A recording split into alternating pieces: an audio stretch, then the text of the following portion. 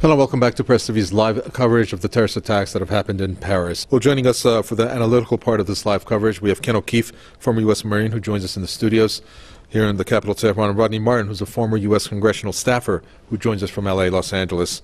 Thank you, gentlemen. Ken O'Keefe, I'll start with you. This should, I would think, be a warning signal to some of the countries supporting the terrorists in the war in Syria, in particular the U.S., Turkey, and Saudi Arabia. Yes, well, I hope actually that it's even more of a wake-up call for us to realize that we are ISIS, that the Western governments that are in bed with Saudi Arabia, who is the primary funder of ISIS, along with Qatar and other Gulf states, we not only provide the political cover and military assistance to Saudi Arabia while it slaughters innocent people in Yemen, but we also provide the cover for them to go ahead and do their dirty dealing with these psychopaths who are running around Syria and other parts of the world as well, Iraq. Let us remember that before the United States invaded Iraq, there was no al-Qaeda in Iraq. Look at it today. Let us also remember that when Gaddafi was in power in Libya, there was very little al-Qaeda. And in fact, now we look at it, and it's an absolute basket case full of these operatives. And we look to Syria as well as yet another example of where these problems were actually quite under control in terms of al-Qaeda. In fact, Bashar al-Assad was assisting the United States, this is all on record, in a very meaningful way. In fact, many of the tortures that were being carried out were being done by Bashar al-Assad, or at least his regime, in order to extract information from people that we were supposedly fighting.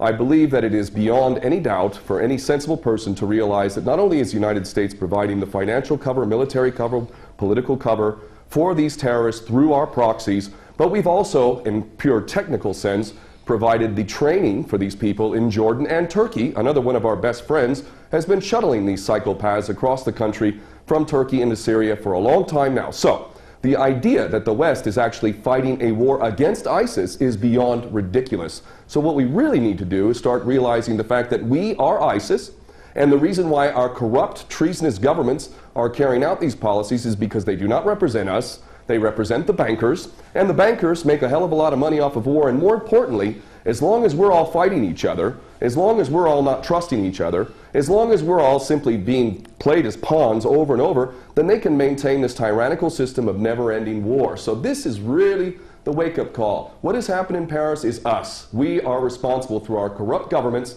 for all of these policies, and even if these individuals who carried this out are not directly working for Mossad, CIA, ISIS, Al-Qaeda, all the same thing, even if they did this organically of their own volition, believe me, that is exactly what our so-called governments want.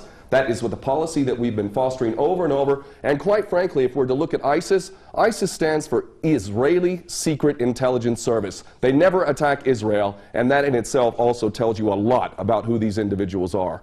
Well, some of the events there, Ken O'Keefe, that our guest Rodney Martin talks about in terms of Islamophobia being created again, or more policies to exercise against Muslims, well, maybe this is what the intent is behind these attacks, if there are any hands at play behind the scenes of some of the countries involved in this so-called war on terror. Well, indeed, that's the case, and it's just more of the same now, isn't it? Now, I'm a non-Muslim, and I am angry at the way Muslims have been portrayed around the world. I have lived in Muslim lands, and I have experienced some of the greatest hospitality and generosity that you will ever experience, and yet Muslims in general are being associated with this monstrosity, this most recent monstrosity known as ISIS, which again I say is Israeli Secret Intelligence Service, and also Al-Qaeda previous to that, Al-Nusra Front. All of these things are intended to smear Islam as a whole, 1.8 billion people on this planet, to associate them with this sort of madness, when in fact it is us in the West that are creating this stuff, funding it, very much protecting it. In fact, America has been providing air cover to these psychopaths in Syria and Iraq largely, and we see that when Russia comes in and actually does something constructive, look how long many of these men are shaving their beards and running off with their heads, tails between their legs. It is really, really, really disgusting that people have been conned into thinking that Muslims have anything to do with this. And let us harken back to the original incident which has caused this madness known as the war on terror. The so-called 19 hijackers in Osama bin Laden is one of the greatest fairy stories ever created. The idea that this man in a cave in Afghanistan on dialysis was masterminding this incredible operation in the United States with 19 so-called hijackers wielding box cutters Mohammed Atta among them, snorting cocaine and hanging out with strippers in Florida, that these people are responsible for this event in defiance of the greatest military machine in the history of mankind, never mind all of the evidence that's come forward that makes the official version of 9/11 beyond ridiculous. Muslims did not carry out 9/11. In fact, those who blame the Muslims, primarily the Jewish supremacist Zionist-controlled media of America and the government which is controlled by these Jewish supremacist Zionists in America, all of them parrot the same ridiculous, tired old line that Muslims are responsible. And this is an agenda which is intended to create a clash of civilizations. And if we are smart as people, we're going to see the agenda for what it is, and we're going to realize that those who are collaborating in this agenda need to be held to account for literal war crimes and crimes against humanity. And I'm including in that not just the politicians in the military, but those in the media who have perpetuated these lies, because there is no way that they could possibly believe this nonsense. These people have literally sold their soul to the service of the devil. This piece of breaking news that's at the bottom of the screen, Ken O'Keefe, that states, it's a message from Assad to Hollande. France suffered on Friday the brutality of terrorism that that has plagued Syria for more than 5 years. That's quite telling in terms of what Syria has experienced. Your reaction to that statement? Yes, it is truly incredible that we listen to anyone, whether it's Francois Hollande or Obama or any of these other puppets, as if anything they says has any merit whatsoever. There is no moral authority at all in the West. When these people get up, they are an embarrassment to all of us who have a functioning brain and a heart. These people are traitors, whether they come from France or whether they come from Britain or America. And everything they say is to be taken as complete and total rubbish. The idea that France and the West is not directly responsible for the mayhem that has been occurring in Syria is again beyond ridiculous. We know for a fact how we've been supposedly funding and supporting the moderate rebels.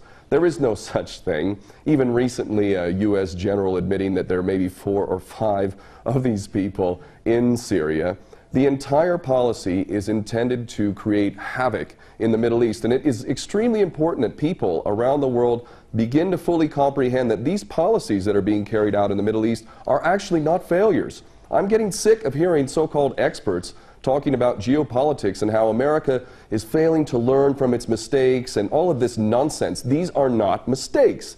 These are intentional policies to wreak havoc, to sow the seeds of sectarian hatred. Again, let me cite the fact that before we took Saddam Hussein out in Iraq, there was no Al-Qaeda in Iraq. Also, when we played this game in Libya, there was no such thing as ISIS and all of this madness that's going on in Libya today. Syria, again, while it had its problems, and it certainly had its human rights abuses, most definitely did not have the problem that it has today. Every country that we touch by Western policy, every country that we touch in the Middle East is full of these monsters. Let's look to Iran, the country that we claim to be the biggest threat to everyone, the Israeli Jewish supremacist agenda, which constantly tells us that Iran is the big threat to the world and that it wants to wipe Israel off the map. Let's look at Iran. Let's look how many attacks by Al-Qaeda and ISIS are occurring here. Let's look at how Iran has been fighting MEK, a true terrorist force that has killed over 20,000 people in the last 20 years or so. This nation is fighting terrorism legitimately. It has provided sanctuary to Jews and Christians historically over the millennia. It has not indulged in any war for hundreds of years other than the imposed war in which we forced with our attack dog Saddam Hussein, and yet we are being told that Iran is the threat. Here I sit in Tehran, and I can tell you the threat from ISIS is next to none. And the reason why is because Iran is not a player in this nasty game in which Saudi Arabia, Qatar, other Gulf states, Turkey, Jordan, ourselves, Britain, France, all fund, train, support, and ultimately are responsible for these monsters running around in their latest branded name, ISIS, which I will repeat a third time stands for Israeli Secret Intelligence Service. We're going to end it there. Thank you so much for that. That's Ken O'Keefe, former U.S. Marine, here in the studios with his statements.